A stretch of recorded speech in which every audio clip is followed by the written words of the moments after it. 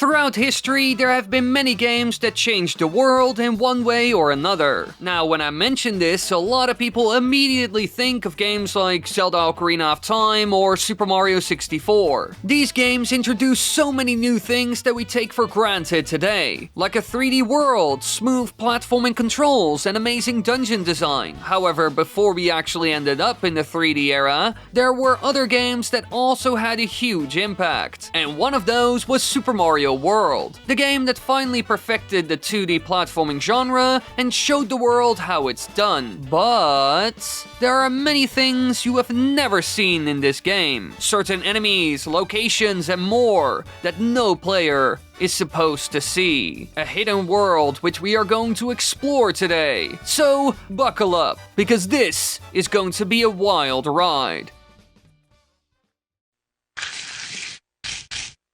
But first, introducing my new store, Wily.gg, the place to buy your new games and get your hands on eShop cards for Nintendo as well as Xbox. And don't forget, use code Wily at checkout to save 10%. Now let's continue.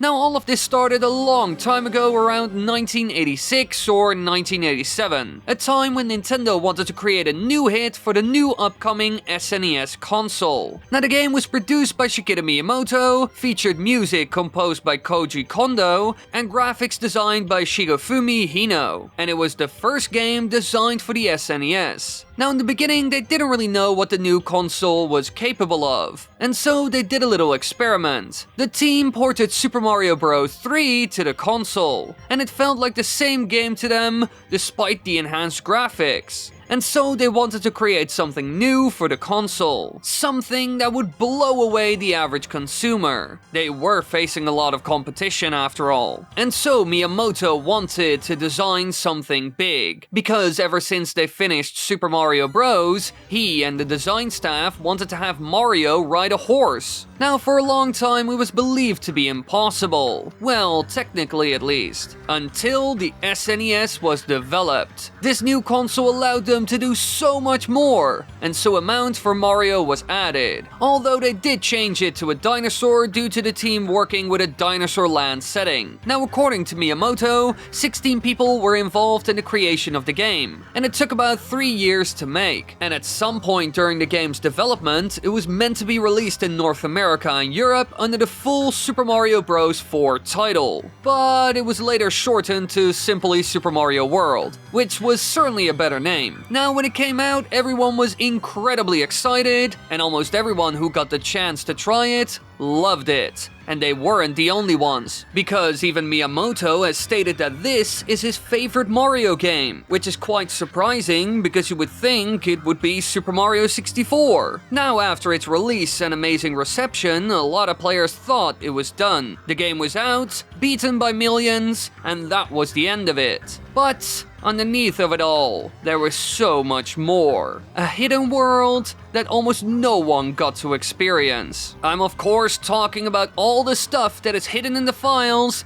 and never made it into the game. Think of stuff like early designs, different levels, enemies, menu screens, and so much more. So let's dive into the unseen world of Super Mario World to see what we can find. Now let's start digging. Ha! Here! Huh!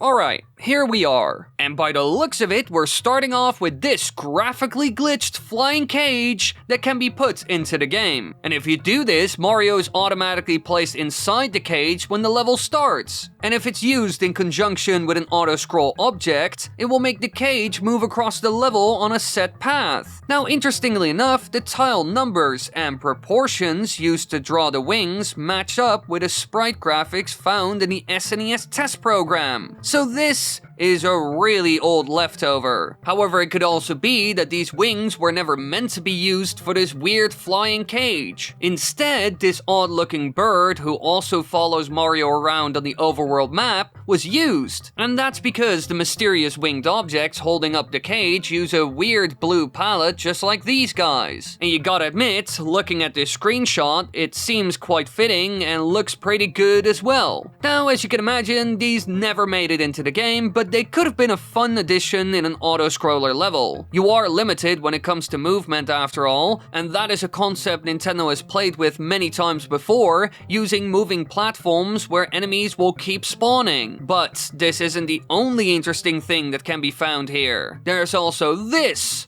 I know it doesn't look like much, but it is quite mesmerizing, to be honest. Now, these are completely functional conveyor belts that use specially animated rope tiles that look very good in my opinion. And the cool thing is that they can go either left or right, and the diagonal ones can face either direction, giving a total of 6 different unused ropes. So this could have been used in the game in so many amazing ways. Heck, it could have even allowed for more levels with vertical layouts. But nope, we never got it. Now, while all of this is certainly interesting, today I actually want to focus on one big thing. The Giga leak. This was something that happened in 2020, and during this, prototype versions of classic Nintendo games, including Yoshi's Island, Super Mario Kart, and Star Fox, were leaked onto the internet. These early demos are said to be part of an alleged leak of Nintendo's source code, which could be linked to a larger breach of legacy Nintendo data, which was first reported in May 2020. And during all of this, early sprite work for Super Mario World was also leaked online. And so we are going to take a look at that. Now, all this stuff is from the 1989 build of the game, and most people haven't seen this stuff since 1990. But due to the infamous Nintendo Giga leak, a lot of stuff was leaked, and Super Mario World was one of them. Now, it didn't include the full 1989 build itself, but it did include many of its assets. However, the chances of the full 1989 build ever seeing the light of day are very slim due to the fact that Nintendo has a tendency not to leak or release unfinished builds of their games. But still, we got more than enough to talk about. First up is Yoshi, because in the Super Mario World files, there's an unused sprite sheet containing an elongated raptor-like version of Yoshi, and the graphics show this bizarro version of Yoshi doing what our actual reptilian friend does, like spewing fire or using its tongue to eat stuff. As you can see, it is more lanky and skinny than the final version, and reminds me of the raptors from Jurassic Park. But that isn't all. Mario was also going to hit him a lot harder in order for his tongue to come out, or in this case, fire. As you can see right here, Mario hits him hard in the back of the head. A whole lot harder than what we saw in the final game. So as you can see, this Giga leak is filled with some of the most bizarre stuff you will ever see. And this is just the beginning. Another thing I found that blew my mind was this. An actual unused character graphic asset of Luigi giving the player the middle finger. That is found within the source files of Super Mario World, dated 1989. Now this is something I never expected to find, especially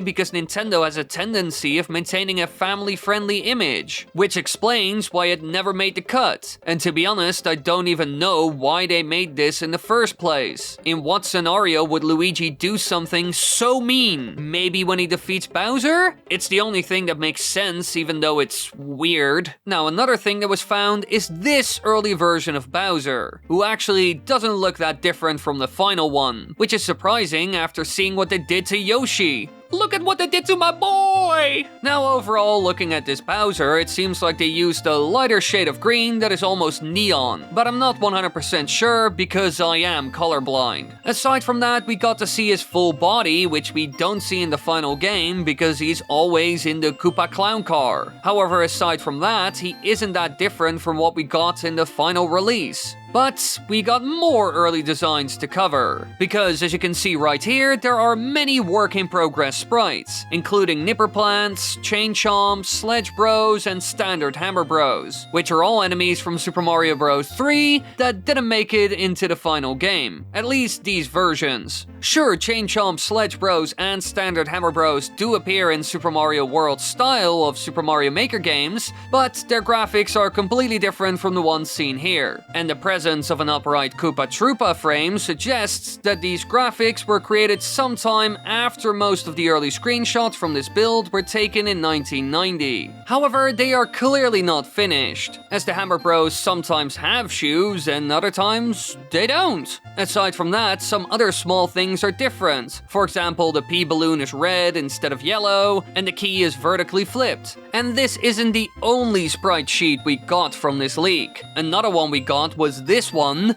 which is filled with all kinds of enemies, mostly ones you see underwater. And when it comes to these, I think there are a couple that are especially interesting. For example, the early version of the Blarg. As you can see, the older version looks more like some sort of shark. So maybe he was supposed to appear in water levels instead of lava? We can't be certain of this, but it does seem to be the case. But this isn't all. There's also some sort of huge shark enemy. This one isn't even seen in the final game, but I bet it was going to have a similar role to the Blarg, but in a level with water beneath you. For example, one of those bridge levels where Cheep Cheeps always jump up and down, which can also be a pain to deal with. We see a similar thing in Super Mario Bros. 3 after all, where you will encounter levels with big Berthas in them that try to eat you. And then last but not least, on this sprite sheet, there's also an enemy that never made the cut. Something that looks like a water dinosaur, and only the line work of it exists. As you can imagine, this one didn't get too far into development, but still it looks quite interesting in my opinion. And who knows what it would have done in the game. It was never finished after all. But this isn't the only weird enemy, because another classic one that appeared in Super Mario World was also very different before release. Because there's an early, less menacing design for Banzai Bill, featuring a dull grey palette and no mouth, so it's closer in appearance to a normal Bullet Bill. Now the near final HUD, lack of donut clouds and the yellow sky on the screenshot indicate that these were taken late into development, so it seems like the early version of the Banzai Bill was going to be a lot more boring and plain, but in the end they changed it before release, which was certainly a good choice, because the first version is hella boring, while the final version has a lot more character. Now to finish this video off, we will be looking at one last thing, the overworld and intro screen of the game that we never got to see, because in a lot of ways it's very different from what we got in the end. So let's begin with the start screen. Now aside from the colors, the logo is pretty much exactly the same as the final Japanese version, but behind the logo, however, is a brown map-style drawing of the mushroom-shaped island used as the overworld at this point in development. And clearly it's a lot smaller than Dinosaur Island. But was this actually used for anything? Well, yes. As you can see in these shots, it was actually used as the overworld map, and it was very different. Well, aside from the border and Mario's overworld sprite. Now on the top side of the border is a small Mario walking, but it's a completely different sprite, and aside from that you can see that the live counter, stage number, and coins as well as score counter are on the screen for some reason. And by the looks of it, there were 4 worlds, and at least 3 of those have a fortress at the end that look the same as the ones seen in the final game. Now these domed mushroom-like houses appear to be starting points, similar to the start tiles of Super Mario Bros. 3. And interestingly, the prologue cutscene of Super Mario World Super Mario Advance 2 ends with a shot of the first world as it appears in the in-game overworld before fading to a brown map-style drawing of it, after which the logo appears. So it seems like they did keep some things from the original start screen and used it in a port of the game. But still, it's crazy to see how much the overworld map changed. And while it was supposed to be similar in certain ways to Super Mario Bros. 3, they got rid of that in the end and experimented more, as well as making it significantly bigger. Which was certainly a good call, because in the end, Super Mario World did revolutionize the 2D platforming genre by perfecting it. It really was Nintendo at its best in that era, which is something we don't always always see. And as you have seen, there's a lot hidden deep in the files of this game. A whole world that most players never got to experience. And now you finally know what can be found inside. And if you're in the mood for more, be sure to check out my other video where I cover New Super Mario Bros. Thank you all so much for watching. I hope you enjoyed this video. Leave a like, subscribe, click the bell button, do all the good stuff. Give me any suggestions about what I should cover next. I actually got this topic from the comment section as well from the last video. Somebody said cover the Super Mario World Giga leak, so I did. So yeah, I do read your comments. So yeah, that's kind of it. Help your boy out by doing all the dumb stuff that YouTube wants nowadays. God, it's almost like a slot machine. Bye everybody, kisses. Mwah.